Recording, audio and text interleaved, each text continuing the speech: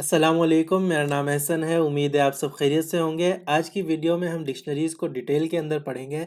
तो सबसे पहले समझते हैं कि डिक्शनरी होती क्या है। डिक्शनरी पाइथन के अंदर एक डेटा टाइप है जिसमें मल्टीपल आइटम्स को स्टोर किया जा सकता है।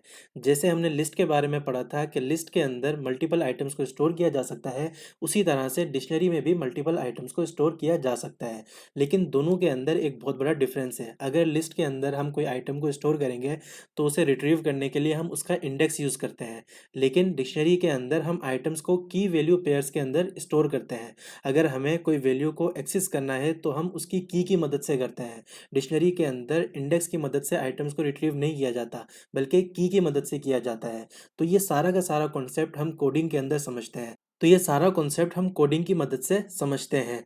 मिसाल के तौर पे मुझे एक कॉन्टैक्ट बुक बनानी है, तो पहले मैं उसे लिस्ट की मदद से बना के दिखाता हूँ। फिर मैं आपको बताता हूँ उसमें कौन-कौन सी प्रॉब्लम्स हैं, फिर उसे हम डिक्शनरीज़ की मदद से बनाएँगे ताकि आपको कॉन्सेप्ट बहुत ही अच्छी तरीके से समझ आ जाए। तो पहले मैं एक डिक्शनरी बनाऊँगा, कॉन्टैक्ट नेम इक्वल टू, इसके अंदर मैं सारे कॉन्टैक्ट्स के नेम लिखूँगा। अभी के लिए मैं लिख देता हूँ एहसन, नुमान, आसिफ, तलहा। अब यहाँ पर मैंने कॉन्टैक्ट के नेम्स लिख दिए हैं, अब मुझे इनके नंबर्स लिखना है। तो मैं एक और लिस्ट बनाऊँगा, कॉन्टैक्ट नंबर्स। अब जिस ऑर्डर के अंदर मैंने नेम लिखे हैं उसी ऑर्डर के अंदर उनके नंबर्स लिख दूंगा। कोई भी रैंडम नंबर्स लिख देते हैं।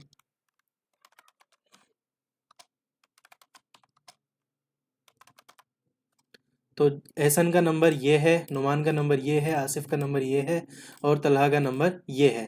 सेम ऑर्डर में जैसे नाम लिखे हुए थे उसी ऑर्डर के अंदर हमने उनके नंबर भी लिख दिए हैं। अब आगे जाकर अगर हमें एहसन का नंबर फाइंड करना है तो उसके लिए क्या तरीक़ेकार होगा? उसके लिए हमें पहले तो एहसन का इंडेक्स देखना होगा। वो कैसे करेंगे? हम कॉन्टैक्ट नेम डॉट इंडेक्स लिखेंगे, ठीक है, और एहसन लिखेंगे। तो इससे हमें क्या है कि एहसन का इंडेक्स मिल जाएगा और फिर एहसन का इंडेक्स यूज़ करके हम कॉन्टैक्ट्स नंबर्स की लिस्ट में से उसका नंबर फाइंड कर लेंगे। नंबर्स और इंडेक्स लिखा, इसे प्रिंट करते हैं, रन करते हैं। तो देखें इसने एहसन का नंबर निकाल कर हमें दे दिया है। सिर्फ एक नंबर फाइंड करने के लिए पहले हमें उस नेम का इंडेक्स फाइंड करना पड़ा, फिर दूसरी लिस्ट में उस इंडेक्स को पास करके उसका नंबर निकालना पड़ा। तो ये सारा का सारा प्रोसेस ईजी वे में भी हो सकता था डिक्शनरीज़ की मदद से। तो अब मैं आपको डिक्शनरीज़ को एक्सप्लेन करता हूँ। इस सारे कोड को यहाँ से हटा लेते हैं। तो सबसे पहले देखते हैं कि डिक्शनरी बनती कैसे है। तो यहाँ पर मैं लिखता हूँ कॉन्टैक्ट्स इक्वल टू, अब डिक्शनरी बनाने के लिए हम कर्ली ब्रैकेट्स का यूज़ करते हैं। तो यहाँ पर मैं कर्ली ब्रैकेट्स लगाता हूँ। तो यहाँ पर एक एम्प्टी डिक्शनरी क्रिएट हो चुकी है। मैं आपको शो करता हूँ। प्रिंट लिखेंगे, टाइप और कॉन्टैक्ट्स, इसे रन करेंगे। तो देखें ये बता रहा है कि इसकी डेटा टाइप डिक्शनरी है। एम्प्टी डिक्शनरी क्रिएट करने के लिए हम एक और तरीका भी यूज़ कर सकते हैं, DICT और ब्रैकेट्स लगाएंगे। तो इस तरह से भी हमारी एक एम्प्टी डिक्शनरी क्रिएट हो जाती है। इसे भी रन करके दिखाता हूँ। तो देखें यहाँ पर भी ये इसकी डेटा टाइप डिक्शनरी ही बता रहा है। अब मैं आपको बताता हूँ डिक्शनरी के अंदर जो हम की वैल्यू के अंदर आइटम स्टोर करते हैं वो किस तरह से करते हैं। तो इसे मैं यहाँ से हटा देता हूँ, इसे भी हटा देंगे। यहाँ पे कर्ली ब्रैकेट्स लगाएंगे। अब सबसे पहले हम लिखेंगे हमारी की, ठीक है। तो अब मैं यहाँ पर लिखता हूँ अपनी की और की के अंदर मैं लिखता हूँ कॉन्टैक्ट का नाम। यहाँ पे मैं लिख देता हूँ एहसन, ठीक है। अब इस की हमें वैल्यू स्टोर करनी है। वैल्यू स्टोर करने के लिए की के फौरी बाद हम कॉलन लगाते हैं और उसकी जो भी वैल्यू है, फिर उसकी डेटा टाइप कुछ भी हो सकती है, इंटीजर, स्ट्रिंग या फिर कोई लिस्ट भी हो सकती है। तो यहाँ पर मैं लिखता हूँ उसका नंबर 1 2 3, ठीक है। तो यहाँ पर हमारा एक कॉन्टैक्ट स्टोर हो चुका है। इसको मैं आपको प्रिंट करके शो करता हूँ। कॉन्टैक्ट्स से रन करेंगे तो देखें इसने यहाँ पर हमारी डिक्शनरी क्रिएट भी कर दी है और प्रिंट करके भी दिखा दी है। लेकिन अगर मैं इसके अंदर और आइटम्स ऐड करना चाहता हूँ तो वो किस तरह से करेंगे? तो जैसा कि मैंने यहाँ पर एक आइटम क्रिएट किया है, अब इस एक पूरे आइटम के बाद मैं एक कॉमा लगाऊंगा, ठीक है। फिर अपना नेक्स्ट आइटम ऐड कर दूंगा, ठीक है। यहाँ पर मैं लिखूंगा नोमी और 3 4 5 उसका नंबर। इसी तरह से एक और आइटम ऐड कर देते हैं, तहा 5 6 7, बल्कि कॉलन लगेगा। तो यहाँ पर हमने 3 कॉन्टेक्ट्स की एक डिक्शनरी क्रिएट कर ली है। इसे हम रन करते हैं। ठीक है, तो ये हमारी पूरी की पूरी डिक्शनरी बन चुकी है। तो अब अगर मुझे एहसन का नंबर फाइंड करना है तो वो किस तरह से करेंगे? उसका बड़ा ही सिंपल सा तरीका है। हम अपनी डिक्शनरी का नाम लिखेंगे, स्क्वायर ब्रैकेट्स लगाएंगे और जो हमारी की है वो लिख देंगे। ठीक है, यहाँ पर हमारी की है एहसन, उसे रन करेंगे तो देखें इसने एहसन का जो नंबर था यानी कि उसकी जो वैल्यू है वो निकाल कर हमें दे दी है। इसी तरह से हम किसी भी मालूम कर सकते हैं। हम नोमी लिख के चेक करते हैं तो देखें इसने नोमी का नंबर निकाल कर दे दिया है। लिस्ट के अंदर कोई भी वैल्यू को एक्सेस करने के लिए हम इंडेक्स का यूज़ करते थे, लेकिन डिक्शनरी के अंदर हम उसकी की यूज़ करते हैं। की मदद से हम कोई भी वैल्यूज़ की फाइंड कर सकते हैं। अब हम डिक्शनरी की कुछ प्रॉपर्टीज़ देखते हैं। सबसे पहले तो ये डिक्शनरी के अंदर जो आइटम्स हैं वो ऑर्डर्ड हैं। मतलब ये है कि जिस ऑर्डर के अंदर हमने आइटम्स को स्टोर कर दिया है ये हमेशा इसी ऑर्डर के अंदर रहेंगे। कितनी भी बार हम इसे एक्सेस कर लें, कितनी भी बार प्रिंट कर लें तो वो इसी ऑर्डर में रहेंगे। पाइथन 3.6 का जो वर्जन था या उससे पहले जितने भी वर्जन्स थे उसके अंदर हमारी डिक्शनरी ऑर्डर्ड नहीं होती थी। इसके बाद दूसरी प्रॉपर्टी ये है कि हमारी डिक्शनरी के जो आइटम्स हैं हम उनको चेंज कर सकते हैं। मिसाल के तौर पर अभी एहसन का नंबर है 1 2 3, अगर इसे मैं चेंज करूँ और इसको 3 2 1 कर दूँ तो वो हम कर सकते हैं डिक्शनरी के अंदर। तीसरी बात ये है कि डिक्शनरी के अंदर जो कीज़ होती हैं, हमारी जो आइटम की कीज़ होती हैं वो डुप्लीकेट नहीं हो सकती। जैसे कि यहाँ पर एहसन मैंने एक बार लिख दिया है, ये एहसन इस पूरी की पूरी डिक्शनरी में दोबारा रिपीट नहीं हो सकता। ठीक है, लेकिन ये जो वैल्यू है ये वैल्यू रिपीट हो सकती है। जैसे एहसन का नंबर है 1 2 3, नुमान का नंबर भी 1 2 3 हो सकता है, लेकिन की सिर्फ एक ही बार आएगी। अब मैं शो करता हूँ कि अगर हमें अपने आइटम्स को चेंज करना है तो वो किस तरह से करते हैं। तो मैं इसे यहाँ से हटाऊंगा। अब मान लीजिए कि मुझे एहसन की जो वैल्यू है 1 2 3 इसे मुझे चेंज करना है।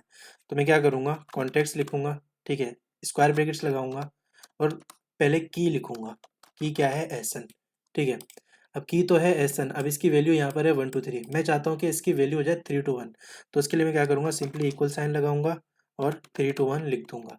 तो अब हमारी जो डिक्शनरी है उसके अंदर एहसन की जो वैल्यू है वो चेंज हो गई है। मैं बिफोर आफ्टर आपको शो करता हूँ।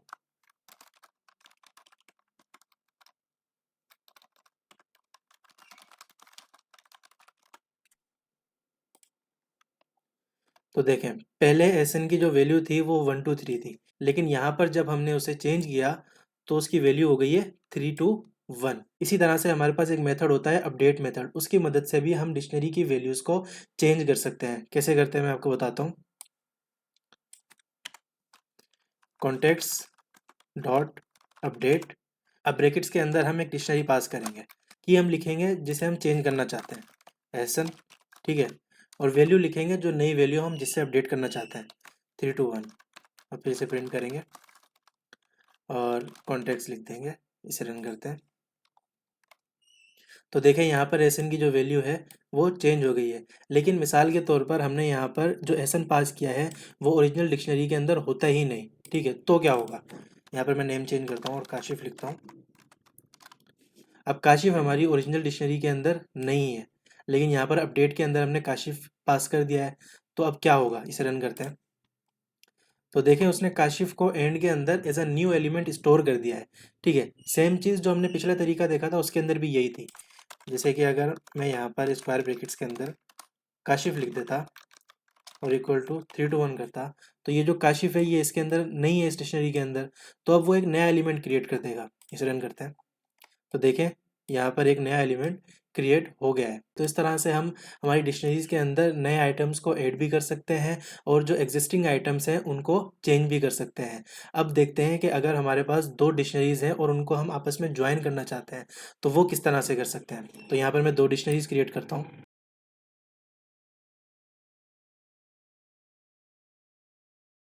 ठीक है, अब यहाँ पर मेरे पास दो डिक्शनरीज बन चुकी हैं, एक है कॉन्टेक्ट्स और दूसरी है कॉन्टेक्ट्स टू। ठीक है, अब मैं इन दोनों को ज्वाइन करना चाहता हूँ। इसके भी दो तरीके हैं। एक तरीका तो वही है अपडेट मेथड वाला, कॉन्टेक्ट्स डॉट अपडेट और इसके अंदर हम कॉन्टेक्ट टू को पास कर देंगे तो ये दोनों लिस्ट ज्वाइन होकर कॉन्टेक्ट्स के अंदर स्टोर हो गई है। रन करते हैं तो देखें हमारी जो कॉन्टेक्ट्स लिस्ट है वो एक्सटेंड हो गई है, मतलब दो लिस्ट आपस के अंदर ज्वाइन हो गई है। लेकिन इसका एक और तरीकेकार भी है, वो क्या है, हमारे पास एक ऑपरेटर होता है ये वाला, ठीक है। ये ऑपरेटर यूज़ करके हम दोनों लिस्ट को आपस में ज्वाइन कर सकते हैं, ठीक है। लेकिन हमें फिर एक नए वेरिएबल्स के अंदर या उसी वेरिएबल के अंदर उसे सेव करना होगा। अब इसे रन करते हैं तो देखें हमारी जो दोनों लिस्ट है आपस के अंदर ज्वाइन हो गई हैं। लेकिन अगर दोनों डिक्शनरीज के अंदर कोई की ओवरलैप हो जाए, मतलब कोई की रिपीट हो जाए, फिर क्या होगा? मिसाल के तौर पर यहाँ पर हम एसन दोबारा से लिख देते हैं, तो दोनों डिक्शनरीज के अंदर एसन आ रहा है, तो अब नई डिक्शनरी के अंदर क्या होगा? नई डिक्शनरी के अंदर वो बाद वाली वैल्यू को स्टोर कर देगा। अब इसे रन करके दिखाता हूँ मैं आपको। तो जो हमारी ज्वाइन होकर एक नई लिस्ट बनी है उसके अंदर वैल्यू है 321 और उसने मोहसिन को एक नए एलिमेंट के तौर पर ऐड कर दिया है।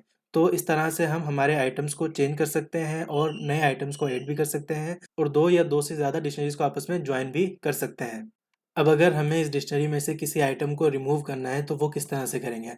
उसके लिए हमारे पास डिफरेंट मेथड्स होते हैं। सबसे पहले हम देखेंगे पॉप मेथड को। तो यहाँ पर मैं पहले इसे काशिफ ही कर देता हूँ। अब मैं चाहता हूँ कि हमारी जो डिक्शनरी है उसके अंदर से ये जो तहा है ये रिमूव हो जाए, तो उसके लिए मैं पॉप मेथड का यूज़ करूँगा। पॉप मेथड क्या करता है, चेक करते हैं कॉन्टेक्ट्स डॉट पॉप और इसके अंदर हम पास कर देंगे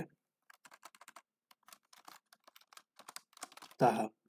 तो अब पॉप मेथड क्या करेगा, यहाँ पर तहा जो है उसकी वैल्यू को रिटर्न कर देगा और इस पूरे के पूरे आइटम को रिमूव कर देगा। अब यहाँ पर मैं अगर इसे प्रिंट करूँ, ठीक है, तो अब यहाँ पर क्या होगा, ये वाली जो स्टेटमेंट है ये क्या करेगी, ये ताहा की वैल्यू को प्रिंट कर देगी और ताहा का पूरा आइटम है उसे रिमूव कर देगी। और जब बाद में हम कॉन्टेक्ट्स को प्रिंट करेंगे तो उसमें से ताहा रिमूव हो चुका होगा। इसे रन करके दिखाते हैं हम। तो देखें ताहा का जो कॉन्टैक्ट नंबर था वो था 567, तो इसने 567 यहाँ पे प्रिंट करके दिखा दिया है और उसके बाद जो नई लिस्ट हमारी प्रिंट हुई है उसके अंदर ताहा रिमूव हो चुका है। अब अगर मैं चाहता हूँ कि हमारा जो लास्ट आइटम हमारा डिक्शनरी के अंदर वो रिमूव हो जाए, तो उसके लिए हम पॉप आइटम मेथड यूज़ करते हैं। अब पॉप आइटम मेथड कोई भी आर्ग्यूमेंट नहीं लेता है, इसे हम यहाँ से हटा देंगे, ठीक है। तो ये रिटर्न क्या करेगा, ये रिटर्न पूरा का पूरा आइटम कर देगा, पूरा का पूरा आइटम रिटर्न कर देगा कि एंड के अंदर ये आइटम मौजूद था और इसे अब हमने रिमूव कर दिया है। इसे रन करते हैं तो देखें एंड के अंदर मोहसिन मौजूद है तो इसने मोहसिन को रिमूव कर दिया है, ठीक है। और जो नई डिक्शनरी हमारी प्रिंट हुई है उसके अंदर मोहसिन मौजूद नहीं है। इसी तरह से हमारे पास एक क्लियर मेथड होता है। क्लियर मेथड क्या करता है कि पूरी की पूरी जो डिक्शनरी है उसमें जितने भी आइटम्स हैं वो सबको रिमूव कर देता है। यहाँ पर मैं यूज़ करता हूँ क्लियर, ये कुछ भी रिटर्न नहीं करेगा। इसे रन करते हैं, ठीक है। तो देखें हमारी जो डिक्शनरी है वो एम्प्टी हो गई है। अब अगर हम चाहते हैं कि हमारी डिक्शनरी ही रिमूव हो जाए, डिलीट हो जाए, तो उसके लिए हमारे पास डिलीट कीवर्ड होता है। तो यहाँ पर मैं डिलीट लिखूँगा और लिखूँगा कॉन्टैक्ट्स। इस तरह से करने से हमारी जो पूरी की पूरी डिक्शनरी है वो डिलीट हो जाएगी और फिर जब मैं इसे प्रिंट करने की कोशिश करूँगा तो ये हमें एरर दे देगा। रन करते हैं तो देखें ये कह रहा है name contacts is not defined. तो हमारी जो डिक्शनरी है वो एग्जिस्ट ही नहीं करती है अब, मतलब वो डिलीट हो गई है बिल्कुल ही। और डिलीट कीवर्ड को यूज़ करते हुए हम किसी पर्टिकुलर आइटम को भी रिमूव कर सकते हैं। वो किस तरह से करते हैं, अगर मैं स्क्वायर ब्रैकेट्स लगा के यहाँ पर एसन पास कर दूँ तो सिर्फ और सिर्फ हमारी डिक्शनरी में से एसन का पूरा आइटम डिलीट हो जाएगा, बाकी डिक्शनरी मौजूद रहेगी। इसे रन करके दिखाता हूँ तो देखें इस डिक्शनरी में से एसन रिमूव हो गया, बाकी तमाम के तमाम आइटम्स मौजूद हैं। इसी तरह से हम हमारी डिक्शनरी को कॉपी भी कर सकते हैं। तो जैसा कि मैंने लिस्ट वाली वीडियो के अंदर आपको बताया था, लोग इक्वल टू ऑपरेटर की मदद से कॉपी करने की कोशिश करते हैं, लेकिन इक्वल टू ऑपरेटर क्या करता है, वो सिर्फ और सिर्फ एड्रेस को कॉपी करता है, आइटम्स को कॉपी नहीं करता। तो आइटम्स को कॉपी करने के लिए हम कॉपी मेथड का यूज़ करते हैं। तो फॉर एग्जांपल मुझे हमारी डिक्शनरी को कॉपी करना है, तो मैं क्या करूँगा, डिक्शनरी का नाम लिखूँगा, डॉट लगाऊँगा और कॉपी लिखूँगा। तो इससे क्या होगा, हमारी पूरी की पूरी डिक्शनरी के आइटम्स कॉपी हो जाएंगे और फिर मैं उसे एक नए वेरिएबल के अंदर स्टोर कर सकता हूँ 3, ठीक है। अब पहले इसे प्रिंट करते हैं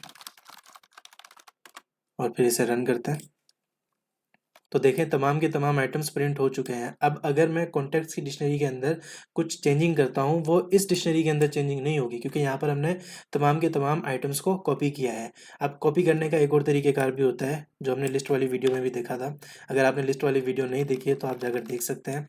यहाँ पर मैं लिखूँगा डिक्शनरी, फिर लगाऊँगा ब्रैकेट्स और इसे रन कर दूँगा। तो इस तरह से भी हम अपनी डिक्शनरी को कॉपी कर सकते हैं। अब हम देखते हैं नेस्टेड डिक्शनरीज को। नेस्टेड डिक्शनरीज के अंदर हम एक डिक्शनरी के अंदर मज़ीद डिक्शनरीज क्रिएट करते हैं।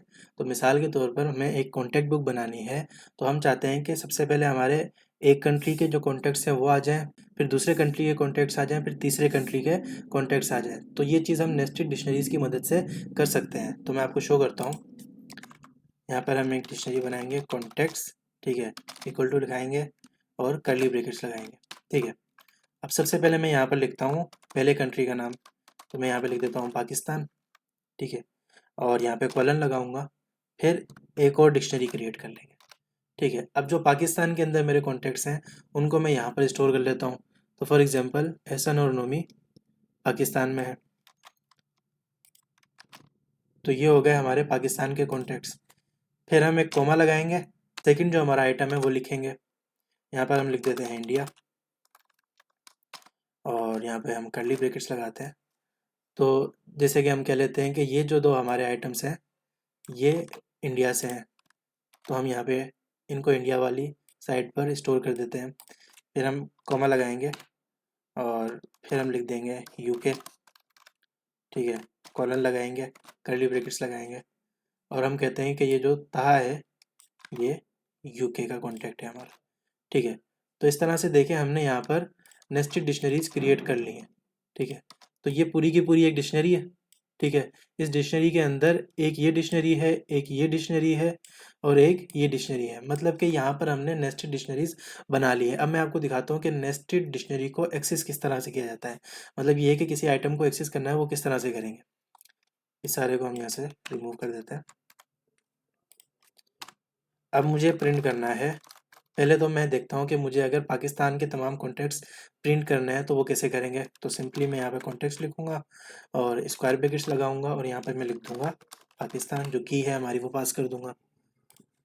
तो देखें पाकिस्तान के अंदर जो कॉन्टैक्ट्स हैं इसने वो प्रिंट करके दिखा दिए हैं, ठीक है। अब मैं चाहता हूँ पाकिस्तान के अंदर जो एहसन है उसका नंबर हमें मिल जाए, ठीक है। तो मैं यहाँ पर क्या करूँगा, ये जो स्क्वायर ब्रैकेट यहाँ पर क्लोज हो रही है उसके बाद मैं एक और स्क्वायर ब्रैकेट लगाऊंगा और यहाँ पर मैं अपनी सेकंड की जो है वो पास कर दूंगा। तो सेकंड की है हमारी एहसन, ठीक है। तो सबसे पहले ये जाएगा यहाँ पर जाके पाकिस्तान को ढूंढेगा, तो इसे पाकिस्तान मिल जाएगा। फिर जाएगा इस डिक्शनरी के अंदर और यहाँ पर देखेगा कि एसन है कि नहीं, तो जैसे ही उसे एसन मिलेगा तो उसकी वैल्यू को ये प्रिंट कर देगा। इसे रन करते हैं तो देखें इसने 1 2 3 प्रिंट कर दिया है। और अगर इसे ये वैल्यू नहीं मिलती फिर क्या होगा, तो यहाँ पर मैं लिख देता हूँ एम्प्टी, पास कर देते हैं, ठीक है, रन करते हैं। तो देखें इसने हमें एरर दे दिया, की एरर दे दिया है। मतलब ये है कि ये की मौजूद ही नहीं है, ठीक है। और इसी तरह से अगर एसन तो होता और बाहर वाली जो की है वो हम एम्प्टी कर देते हैं, ये गलत दे देते हैं, और अब इसे रन करते हैं तो देखें अभी भी इसने यहाँ पर की एरर हमें दे दिया। ये चीज़ नेस्टेड डिक्शनरी के लिए भी है और जो नॉर्मल डिक्शनरी होती है उसके लिए भी है। अगर इसे की नहीं मिलेगी तो वो की एरर हमें दे देगा, ठीक है। तो इसी तरह से हम इंडिया के जो आइटम्स हैं उसे भी एक्सेस कर सकते हैं और यूके के आइटम्स को भी एक्सेस कर सकते हैं। अब हम डिक्शनरी के कुछ मेथड्स को डिस्कस करते हैं। तो यहाँ पर मैंने कुछ मेथड्स लिखे हुए हैं। मैं अपनी पुरानी वाली डिक्शनरी बना लेता हूँ पहले, सिंपली इसे रिमूव कर देते हैं। तो यहाँ पर हमारी ये डिक्शनरी बनी हुई है। तो सबसे पहले मैं आपको क्लियर मेथड यूज़ करके दिखा देता हूँ, अभी हमने यूज़ भी किया था। कॉन्टेक्ट्स डॉट क्लियर लिखेंगे तो सारे के सारे जो आइटम्स हैं डिक्शनरी में से वो रिमूव हो जाएंगे। प्रिंट करेंगे, इसे रन करेंगे तो देखें सारे के सारे आइटम्स यहाँ से रिमूव हो गए।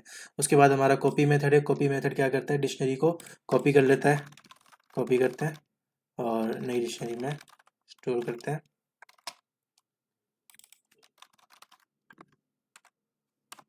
इसे प्रिंट करते हैं तो देखें सारे के सारे जो आइटम्स हैं कॉपी हो चुके हैं। अब इसके बाद हमारे पास एक मेथड होता है from keys. From keys method क्या करता है, एक डिक्शनरी क्रिएट करता है प्री डिफाइंड कीज़ से। मतलब कि जब डिक्शनरी क्रिएट होगी उसके अंदर कीज़ पहले से मौजूद होंगी। तो किस तरह से यूज़ करते हैं इसे मैं आपको दिखाता हूँ। सबसे पहले हम कीज़ बना लेंगे, ठीक है, एहसन नमी आज़म, ठीक है। और अगर मैं कोई प्री डिफाइंड इन सब के लिए एक वैल्यू लिखना चाहता हूँ तो वो भी लिख सकता हूँ, और अगर नहीं लिखूँगा तो वो नन असाइन कर देगा उसे। यहाँ पे मैं वैल्यू लिख देता हूँ 0, ठीक है। और यहाँ पर मैं लिखता हूँ कॉन्ट, हमारा वेरिएबल का नाम, फिर मैं लिखूँगा dict डॉट फ्रॉम कीज़, ठीक है। अब यहाँ पर मैं अपनी कीज़ पास कर दूँगा और कॉमा लगा के जो सबको एक वैल्यू देनी है वो लिख दूँगा और इसे हम प्रिंट करते हैं, इसे रन करेंगे तो देखें यहाँ पर एहसन आ गया है, नोमी आ गया है और आज़म आ गया है और सबको इसने 0 असाइन कर दिया है। अगर मैं यहाँ पर वैल्यू पास नहीं करता तो ये सबको नन असाइन कर देगा। देखें इसने यहाँ पर एहसन को भी नन असाइन कर दिया है, नोमी और आज़म को भी नन असाइन कर दिया है। इसके बाद हमारे पास होता है गेट मेथड। गेट मेथड का काम ये होता है, अगर हमने उसे कोई की दी है तो वो उसकी वैल्यू निकाल कर हमें दे देगा। तो यहाँ पर मैं आपको शो करता हूँ, प्रिंट करते हैं कॉन्टेक्ट्स डॉट गेट और यहाँ पर मैं लिख देता हूँ एहसन, रन करेंगे तो देखें उसने एहसन की वैल्यू निकाल कर दे दी है। लेकिन अगर एहसन एग्जिस्ट ही नहीं करता तो क्या होगा, यहाँ पर हम लिख देते हैं कोई ऐसा नाम जो एग्जिस्ट नहीं करता, रन करेंगे तो देखें इसने यहाँ पर हमें नन रिटर्न कर दिया है। इसके बाद हमारे पास एक मेथड होता है आइटम्स मेथड। आइटम्स मेथड क्या करता है, हमारी पूरी डिक्शनरी के अंदर जितनी भी कीज़ और वैल्यूज़ हैं वो उन सबको रिटर्न कर देता है। तो मैं आपको शो करता हूँ, यहाँ पर हम लिख देंगे कॉन्टेक्ट्स डॉट आइटम्स, इसे रन करेंगे तो देखें इसने एक लिस्ट बना के दी है और उस लिस्ट के अंदर टपल्स मौजूद है, ठीक है। और हर टपल के अंदर की है और उसकी वैल्यू स्टोर्ड की हुई है, ठीक है। तो हमारे सारे के सारे आइटम्स को उसने रिटर्न कर दिया है। ये मेथड हमारे बहुत काम आता है जब हम फॉर लूप्स का यूज़ करते हैं। तो आगे जाकर जब हम यूज़ करेंगे तो मैं आपको शो भी करूँगा। इसके बाद हमारे पास एक मेथड होता है कीज़ मेथड। कीज़ मेथड की मदद से हमारी डिक्शनरी के अंदर जितनी भी कीज़ हैं हम उनको एक्सट्रैक्ट कर सकते हैं। तो अगर मैं यहाँ पर कीज़ लिख दूँ, ठीक है, तो हमारे पास एक लिस्ट रिटर्न होगी और इसके अंदर देखें ये एक लिस्ट है और इस लिस्ट के अंदर तमाम की तमाम कीज़ मौजूद हैं, ठीक है। इसके बाद पॉप मेथड है। पॉप मेथड जैसा कि आपने देखा था, किसी भी आइटम को रिमूव करना हो उसके लिए हम पॉप मेथड यूज़ करते हैं, ठीक है। इसके बाद हम अपनी डिक्शनरी को अगर प्रिंट करेंगे तो उसमें से एसन रिमूव हो गया है, देखें, ठीक है। इसके बाद पॉप आइटम है। पॉप आइटम का काम ये होता है डिक्शनरी के एंड में जो भी आइटम है उसे रिमूव कर देगा, ठीक है। उससे पहले प्रिंट करेगा फिर रिमूव करेगा। देखें यहाँ पर उसने प्रिंट किया है मोहसिन को, उसके बाद डिक्शनरी में से उसे रिमूव कर दिया है।